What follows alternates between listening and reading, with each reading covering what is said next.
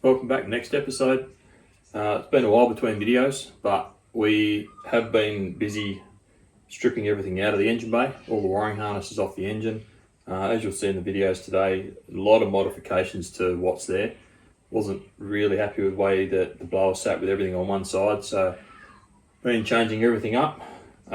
Nothing's really been done that can't be undone at the moment, but today's going to change that because I'm going to cut the bottom of the support off.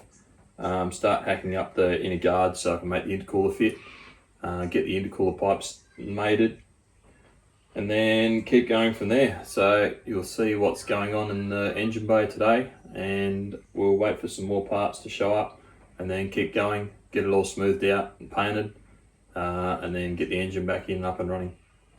Been quite busy doing wiring, so everything is now functioning, running properly. All the airbags are working. I've still got to program it.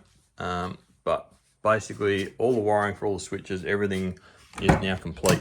So all the stereo is running, all the speakers are running, all the subs are running, DVD player, Bluetooth, everything. So spent a lot of time with it running for 2-3 hours at a time, connect to Bluetooth and YouTube just to give it a torture test to make sure it's actually going to run for long periods of time. So far no issues, which is quite refreshing. Especially being 25-year-old gear. So everything is mounted except the seats. Been playing around with the other side door card to make that fit, and what I'm going to do with the door pods, still not completely sure yet, but playing with some ideas on those. All the airbag leaks are pretty much sorted, so all that's all running. Everything's fused, everything's relayed, everything's safe. Running off the power supply, no batteries. No problems at all, drawing about 20 amps. Power supply is good for 40, so it'll run all day, every day like that without any problems. Switch it back over to batteries, start the car, drive off. Spent today pulling basically the blower off. So ever since we started playing with the engine bay, I've been toying with the idea of moving the blower to the other side for a few reasons. One, we've now got rid of the power steering. So getting an extra power steering pump, which at this stage I think I'm probably going to mount down there, just so I don't have to try and run lines all the way to the back, which I don't think I really have room in the back anyway. The main one is the blower sat so close to the throttle body that the pipework was extremely tight there. Now the pipe used to run from the intercooler back across the engine bay back to the throttle body, which was, the pipe itself was over 1 meter long. And now I'm trying to minimize the length of the pipes. So to swap the blower to the other side, I'm basically losing that much pipe. So massively difference in the capacity of the intercooler pipes, which I'm no mechanic, but I'm pretty sure that's going to make a fair bit of difference as far as the pressure goes. Ideally, I want to raise the intercooler or turn it over so that the pipes run through the side. So all the engine bay is obviously going to be redone, and I'm going to try and incorporate that into it. So the pipes will now be lower, basically not really seen, so that one will come out and go straight forward through the support. And then because I've tucked the blower so much closer to the engine, I actually have room through here now to run the intake pipe and put a filter down the bottom somewhere. Whereas before it was a massive pipe that sat over the top. As you can see, it's been sitting hard on the skirt, which has rubbed the paint. The blower was very, very close to the skirt as well. So trying to make it cleaner aesthetically as well. Electric water pump, which may or may not fit in there still. I've got to get it and then try and work out whether it's going to work with making a new blower mount. Either way, I've got to make a new mount, so it's not really the end of the world. I've also put the thermofan, which I think is from a Falcon or something. Mounted that in there just to get clearance ideas for that. And I can move the alternator back to the passenger side, so the alternator will go back in down there. There is plenty of room there on the driver's side, but I may use that for the pipework yet. I'm not really too sure. Either way, trying to get rid of as much out of the engine bay as possible. So that'll be pretty much the look once it's done, obviously except for the intake pipe. So everything will be cleaned up, everything hidden. The skirt on that side will be dropped down, continuing and be flat, the same as that side. So everything will be symmetrical as possible, obviously except for the blower. Only thing I've got to try and work out is radiator hose, which should be able to get one to make it fit through in there once the belt's out of the way. I don't think that'll be a huge problem, but it'll be a problem nonetheless. So once I get all that sort of mounted up and worked out, I can pull the motor out and then we'll start on the engine bay. Not going over the top on it, just filling in holes, smoothing out any dents. I've already got rid of the relay bracket, that's why the red tape there, because it's got bare metal underneath just for now so it doesn't start rusting. This side was obviously cut out for the filter before, so that'll all be cut, dropped down so it matches the other side, so I won't have to worry about that hole. I'll just extend the inner guards down. Probably fill in the back corners so you can't see the holes where the wiring used to run through. The engine harness has still got to be done, that'll run through the firewall behind the motor somewhere. Oil feed line for the supercharger, I'm just going to have to run that across the motor somewhere, and the return, which currently runs into the dipstick tube, I think. When we pull the motor out, I'll put a fitting in the side of the sump, and that can just run down the bottom, back return to the sump. So that's pretty much where I'm at the moment. Yeah, we'll buy some more parts and work out whether I can build a bracket for the blower. Worst case, it can go back on the other side if need be, but I'd really like to put on that side. Just looks a lot cleaner and fills the engine bay a little bit better. So I'll keep at it. So after a couple of weeks of chipping away at the engine, I've made a lot of progress. Made up a dummy bracket for the blower out of MDF. It pretty much mimics the old one, but it tucks it right in further. I've got a new blower belt which is shorter. I've got the tensioner in the same spot. Should be stronger than the other side. Once I get everything made, we'll work out a way to try and strengthen as much as possible, mount it to the head. It's tucked right in, so it's right in against the rock cover, so there will be a gap there. That's not bolted in at the moment, but there will be a gap, and it will loop straight back around underneath the blower. Hopefully I can come out through here. The blower will be clocked 1/8 turn, so the outlet will actually come basically towards the engine and then come back across and run through the front of the support. If I keep both of them low, it means I don't have to run across the top. So once again, looking very, very clean. It will be close to the extractors, but in the scheme of things, I don't think there's going to be much heat. I can probably put some shielding against the intake pipe or whatever, but I don't think it's going to make a difference overall. We did find some more rock covers. My intention was to keep the polished ones to sell them instead of painting them. We're not going to have anything that's polished aluminium, so Troy doesn't have to do any maintenance on it. So if it's not chromed or polished stainless, which will hold its polish, then it's going to be painted. So the intake manifold, which over the years has obviously deteriorated, that'll now be painted. What I didn't realise is that one of the rock covers is actually cracked. So somebody, probably Jamie, I'll blame him, has over tightened the bolts on it. So that one's pretty much going in the bin anyway. It's got some sealer on inside, so obviously they discovered it was leaking at some stage. The alternator for now, I've got the original alt mode back in. Now, that tucks right in. So if you know where a standard alternator is, they usually stick right out to about here somewhere. So because we've got the balancer on there for the blower, I've used the front V-pulley bracket, sorry, the V-pulley hole, and moved the alternator forward. So it actually misses the block. So it can tuck right in, but it also comes forward and right across. So now it will be barely seen. We have ordered a billet alternator, so hopefully it's roughly the same size. I've just got to make up a bracket for the bottom to be able to tension the belt on it, but that shouldn't be a problem. Water pump's off, so new electric water pump's also in the mail, that's on its way. Hopefully that clears the belt for the alternator, that will be an issue. The other thing I've been busy with is pulling the original wiring harness out. So the injectors will be spun, so the wiring will be all tucked inside there. The whole harness will come out, it'll run through behind the engine, so you won't see any of it. Trying to run everything so it's completely hidden, so all the power for the alternator, starter, everything like that will all be tucked away. All the sensors will be under the covers.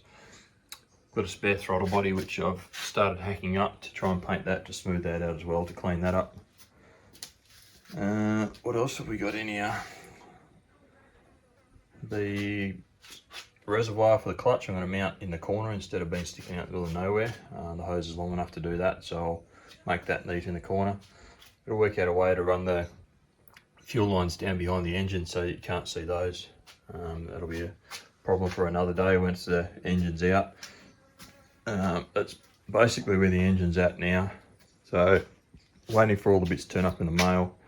The other thing I've done on the rocker covers is drilled them out to -10 ORB, so I can run -8 braided line underneath for the breather from that, and then I'll run that underneath the front of the motor and straight into the intake for the blower, so that can recirc. Really don't have any need to put a catch can in, have extra lines and stuff to mount. It's never going to be driven other than maybe an occasional Sunday or to a show, so I don't think it's going to be a problem with a little bit of oil through the circulation of the blower. It'll probably help it if anything. I think that's about all we've got for the moment, so I'll wait for some parts to turn up and then continue on. Nearly ready to start hacking up the front to mount the intercooler and start making up the pipe work now that I know that sort of all fits. The other thing I've done is run the oil line, so that'll run across back down underneath the alternator, so that'll all be hidden under there, so that cleans that up. Just got to run the drain on the other side back down to the sump, so once the engine's out I'll get the sump and put a drain into that. I think that is it for the moment.